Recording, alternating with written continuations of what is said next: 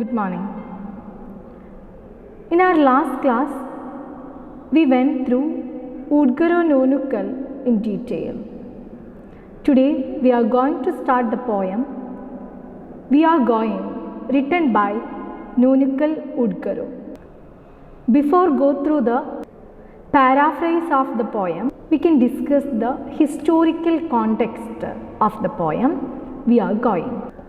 In a way, the historical context of We Are Going begins over 60,000 years ago, when Aboriginal and indigenous people began to live in the islands now known as Australia. The Western term Aboriginal Australians refers to the diverse peoples who lived in many of these islands over the period of time, while indigenous Australians encompasses both Aboriginal Australians and Torres Strait Islanders who have a distinct ethnic lineage. Prior to colonization, over 500 indigenous peoples lived in the continent, speaking over 250 different languages. So I think all of you got the idea about the Aboriginal and indigenous people. They lived in the islands now known as Australia.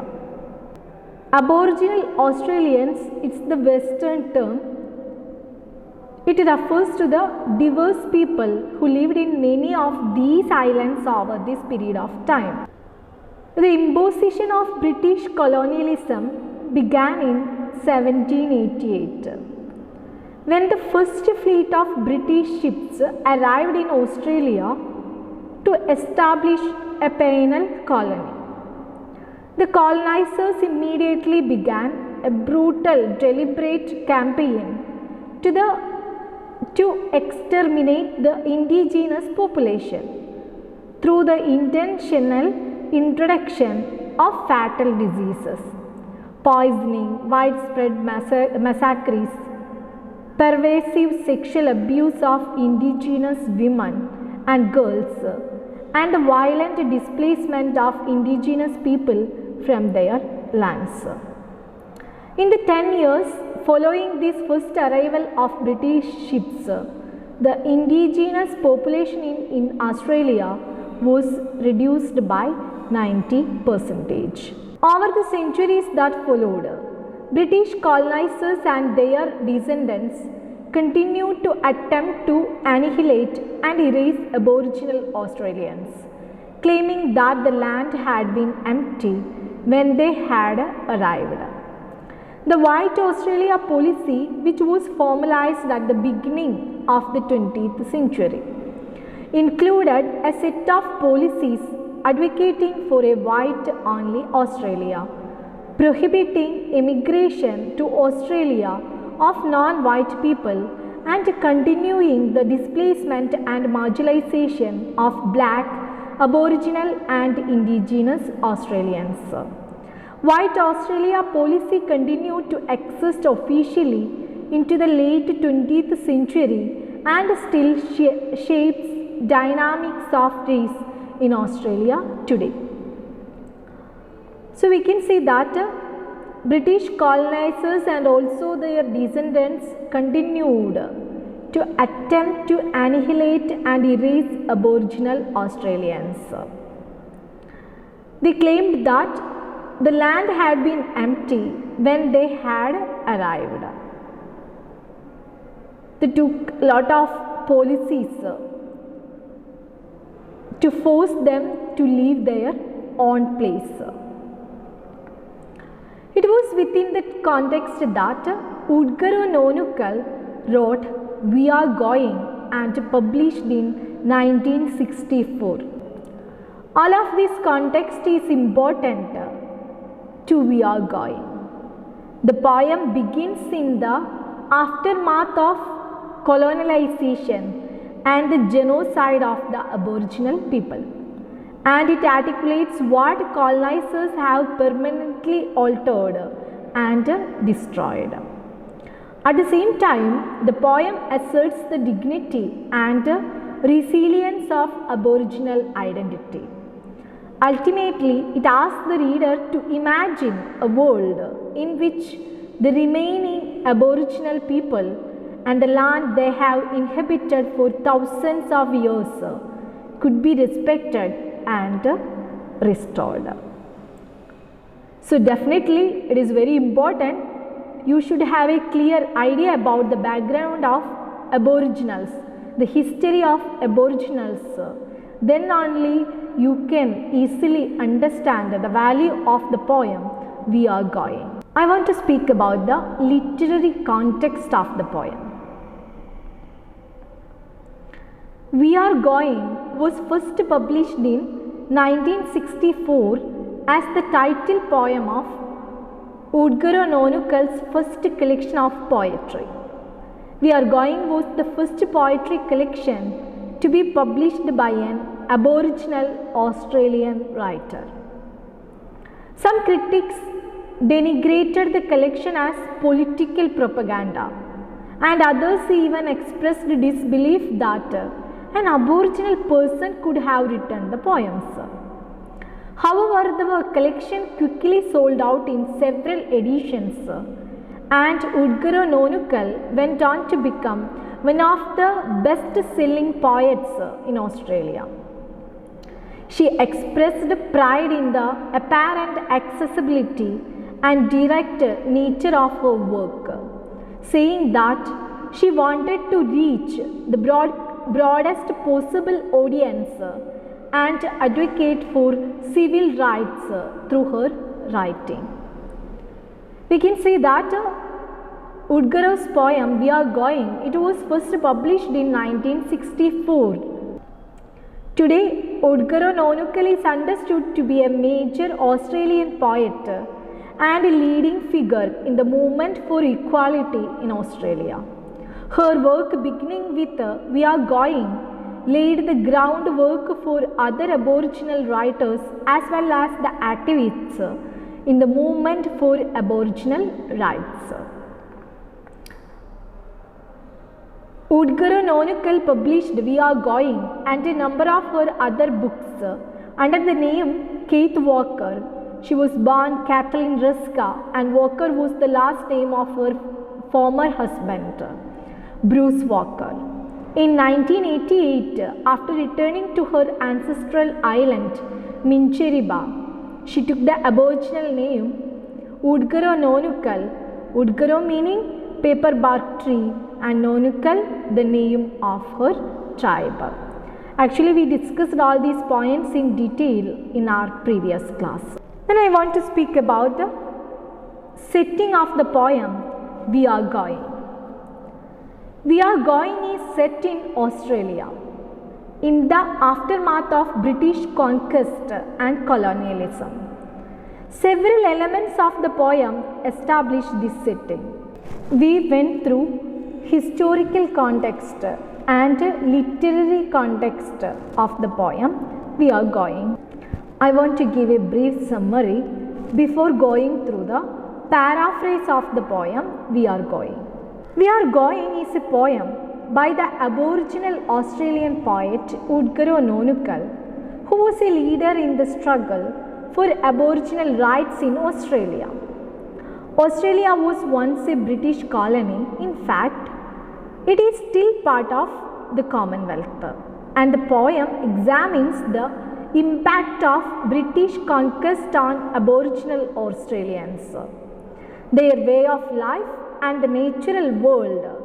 Ultimately, the poem shows the profound destructiveness of colonialism, while also powerfully asserting the beauty of Aboriginal culture and identity. We Are Going was published in Nunukal's 1964 collection of the same name, the first book of poetry to be published by an Aboriginal Australian poet. So we can move to the poem. All of you please take the textbook, page number 55. We are going. They came into the little town, a semi-naked band, subdued and silent, all that remained of their tribe. We Are Going is a poem centered around the theme of Aboriginal oppression. They hear Aboriginals, the tribesmen. They came into the little town. Band. Band means, band refers to a group of people who have joined together out of a shared experience or for a shared purpose. Within the context of the poem, the word suggests that this is a group of Aboriginal people who are together because they are from the same tribe and the only ones who remain. So I think all of you got the meaning of band. Band means it is the group of Aboriginal people because they are the only ones who remain in that tribe. Subdued. If someone is subdued, this means that they are quiet, withdrawn and somber. Additionally, to subdue someone or a group of people means to conquer them by force. Both meanings are important in the poem, as the Aboriginal people have been subdued or overcome by the violence of the colonizers. In the poem, they are now also subdued or withdrawn and quiet in the face of this violence and loss. They became silent, they became quiet because of this violence and loss.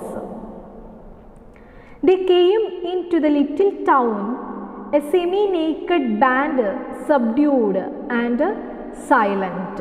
We can see that they came into the small town, the Aboriginals. They came into the small town, a small group of people who were partially nude, quiet and withdrawn. These people, they were partially nude. They didn't dress properly. They are partially nude. That's why we are calling them as semi-naked. And they are very quiet and withdrawn. They were forced to leave their own native place. We can see that they are only a few in number. Rest of them from this tribe already lost. They were the only ones left from their tribe. They came here to what had once been their sacred land. I told you, they are only the remaining members of their tribe.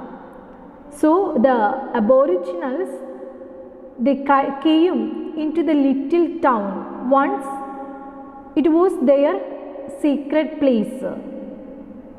Now it's became a little town. The Aboriginals, they are semi-naked. They became quiet. They are the only remaining members of their tribe. They reached into their sacred place, but it became a little town now. We can move to the next stanza. They came here to the place of their old Bora ground, where now the many white men hurry about like ants. Bora ground. It's very important. Bora ground is sacred land in Aboriginal culture, where traditional ceremonies including coming of age ceremonies would be held. It's a sacred land in Aboriginal culture. They are conducting the traditional ceremonies in this Bora ground. The remaining members of Aboriginals, they came here to see their Bora ground, their sacred place, where now the many white men hurry about like ants. But when they reached here in this Bora ground, they saw there were many white men. They were very busy. They are involving in their jobs like an ants. So we can see that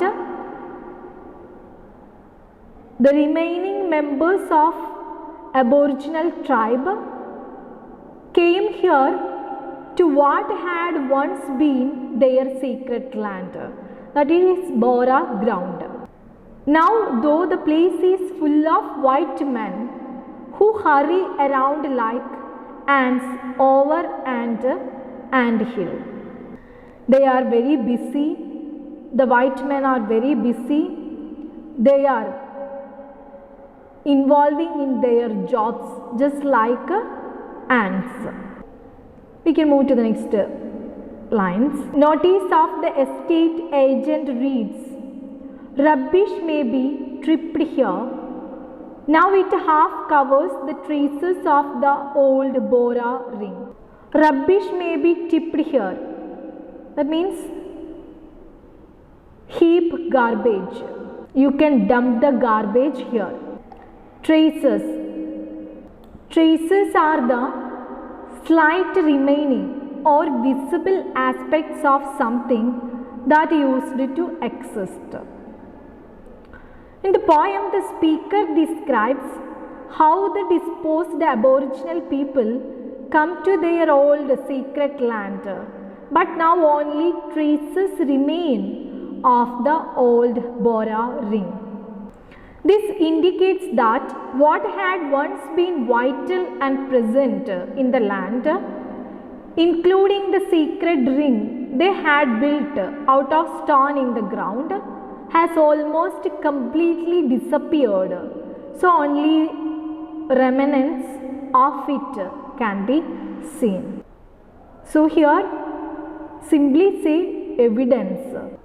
They reached here to see their Bora ring, but they can only see the evidence of the Bora ring. But it is Bora ring. It's very important. A Bora ring is a sacred site in Aboriginal culture, built out of earth and stone on sacred land. The ring would be the site of important ceremonies and traditions.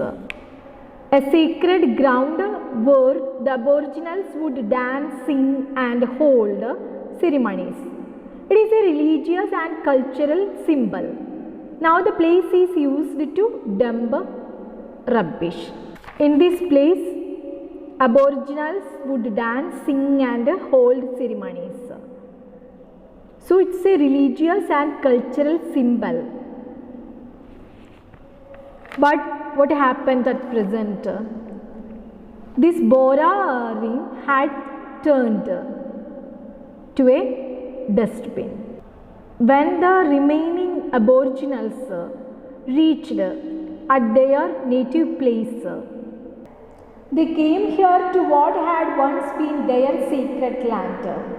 Now, though the place is full of white men who hurry around like ants over an anthill, the property agent who owns the land put up a sign that says trash can be dumped here.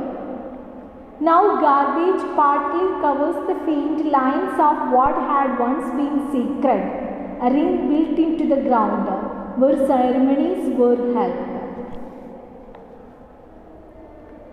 For the Aboriginals, it was a sacred place. They used this Bora ring for their cultural and traditional performance. But now the white colonizers, they are starting to use as a dustbin. We can see that the garbage partly covers the faint lines of what had once been sacred, a ring built into the ground. So they can only get the evidence of the Bora ring. We can move to the next line.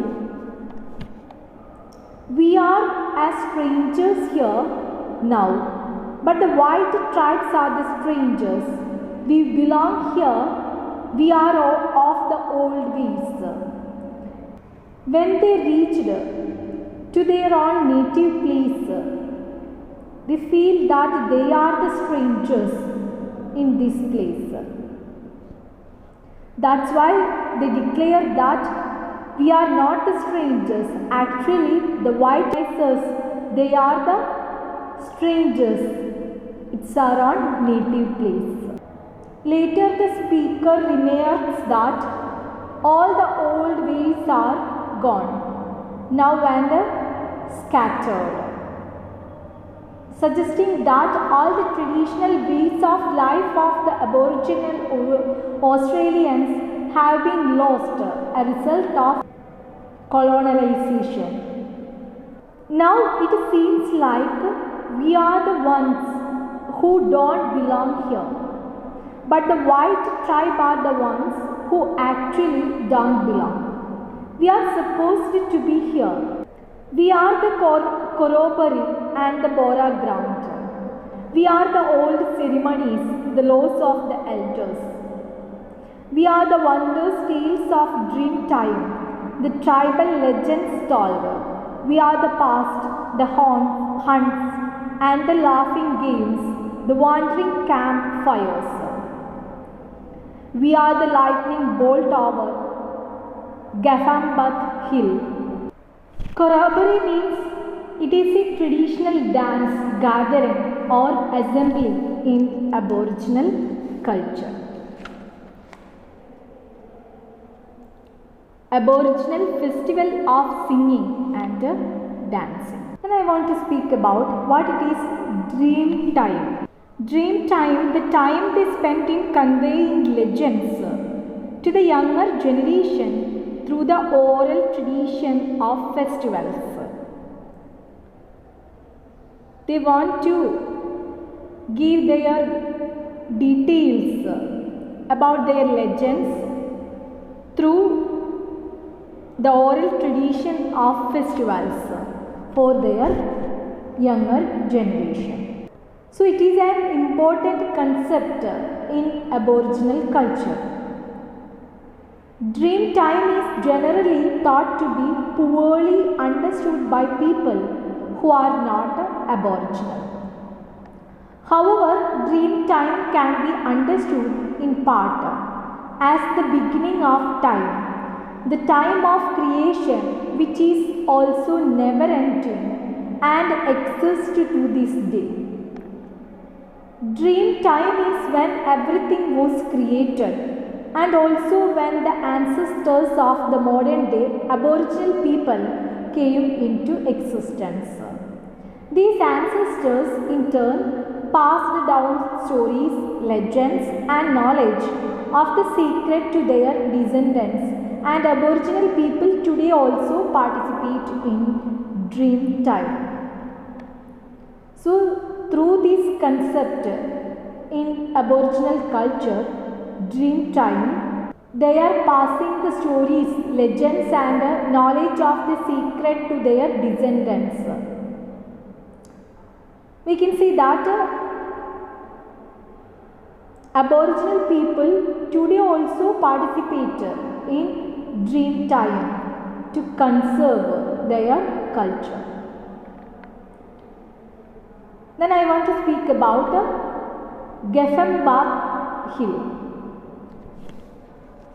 It refers to a local hill or landmark within the setting of the poem. highlighting the importance of this specific landscape to the speaker. Then lagoon. A lagoon is an inlet of ocean water separated from the rest of the ocean by a reef or other natural barrier. That it is lagoon. An area of seawater is separated from the ocean by sandbar. Then we can move to the paraphrase of the poem. When we reached to their native place, they already understood they are the strangers. Now it seems like we are the ones who don't belong here, but the white tribe are the ones who actually don't belong. We are supposed to be here. We come from the traditions. We embody traditional gatherings and dances and the sacred ground where ceremonies are held. We embody those traditional ceremonies themselves, as well as the laws and traditions of the oldest in our community. We embody the wondrous stories that come from the beginning of time when everything was created, which has never entered and is where dreams come from. We embody the legends and stories that are told by the tribe. We are history itself with all its hunts and games filled with laughter. We are the campfires that appear to wander from place to place as we moved around. We are the bolt of lightning over a nearby hill, fast and awe-inspiring, and we are the loud thunder who comes after the lightning. We are the calm, silent dawn that lightens up the dark inlet of ocean water. We are the shadows resembling ghosts that inch closer as the campfires start to go out. We embody nature and the past itself, all the old traditions and ways of life which have now been dispersed throughout the land. So we can see that they declare they belong to each and everything present in this place. They have their own corroboree and the Bora ground. It's theirs. They have old memories. They have the laws of their elders. They are the wonders, tales of dream time. The tribal legends told about their culture and tradition. They are the past, their hunts and the laughing games, the wandering campfires. All are their beautiful memories. They are the lightning bolt over Gefamba Hill. They are enlightening their knowledge. They are quick and very terrible. Through these lines, they want to prove that Aboriginals are the real inhabitants of this place. They have their own campfires. They are wandering from place to place as they move around. We can see that they are very fast and awe-inspiring. They are the loud thunder who comes after lightning, because they have a close connection with the nature. Each and everything we can see the presence of Aboriginals. They can share a lot of memories according to their past. That's why they are telling the loud thunder who comes after the lightning, it is theirs. They are very calm, they are very silent. They are very silent dawn that lightens up the dark inlet of ocean water. At the same time, they are the shadows. They have the similarities of ghost. They inch closer as the campfires start to go out.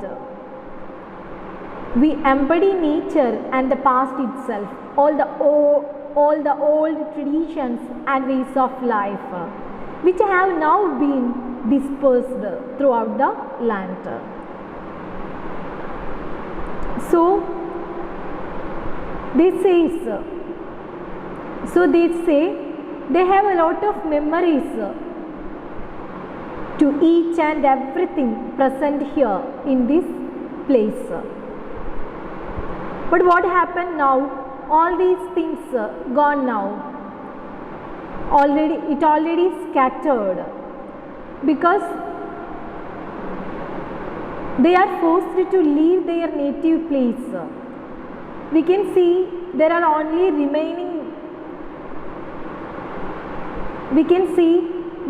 only a few members remaining of their tribe. We can see that the Aboriginals, they are few in number now. The scrubs are gone. The hunting and the laugher, the eagle is gone. The emu and kangaroo are gone from this place. The boraring is gone. The corroboree is gone, and we are going. Emu is a large bird similar to an ostrich that is native to Australia. Scrubs means low brush or underbrush in the Australian landscape. It's a shrub. Scrubs also means shrub.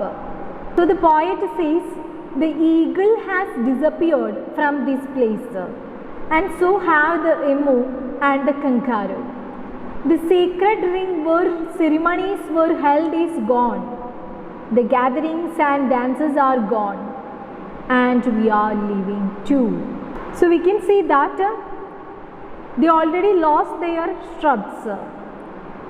They already lost their hunting experiences. They already forgot to laugh.